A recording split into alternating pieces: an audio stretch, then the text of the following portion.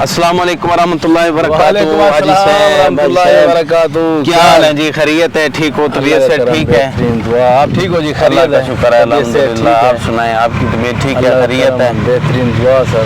خیر تو ہے؟ آج اینک لگائی ہوئی ہے. بس یار تو نہ پتہ تو ہے بیماری آ رہی ہے یہ وائرس والی. بس آنکھیں خراب ہو رہی ذرا، بس آنکھوں میں درد ہے، معاملات ہیں ذرا. دعا کرو کہ اللہ تعالیٰ آسانی فرماؤ. حاجی صاحب، اس میں پریشان ہونے کی ضرورت نہیں ہے.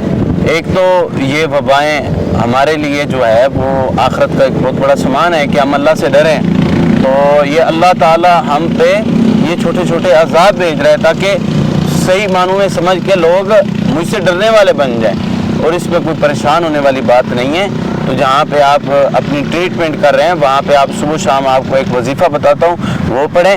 انشاءاللہ اللہ رب العزت کی رحمت سے آپ بالکل ٹھیک ہو جائیں گے. آپ نے وہ وظیفہ پڑھنا ہے: اللہم عافنی فی بدنی، اللہم عافنی فی سمعی، اللہم عافنی فی بصری، لا الہ الا انت. کہ اللہ میرے بدن میں عافیت دے دے، میرے کانوں میں عافیت دے دے، میری آنکھوں میں عافیت دے دے. تیرے علاوہ کوئی بھی الہ نہیں ہے، تو اکیلا الہ ہے، ان تمام کو ٹھیک کرنے والا تو ہے. تو پہلے تو اپنا عقیدہ اچھا کریں. تو اس کے ساتھ ساتھ آپ صبح اور شام یہ تین مرتبہ یہ آپ دعا پڑھیں.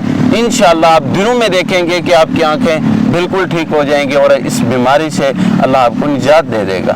اچھا کیا بتایا جی آپ نے؟ اللہم عافنی فی بدنی، اس طرح اللہم عافنی عافنی فی بدنی، فی بدنی، اللہم عافنی عافنی فی سمعی، فی سمعی، اللہم اللہم عافنی عافنی فی بصری، فی بصری، لا الہ لا الہ الا انت. الا انت. جزاک اللہ یہ خیر. آپ نے وظیفہ پڑھنا ہے. یہ صحیح سند سے سنن ابو داؤد کے اندر یہ روایت موجود ہے.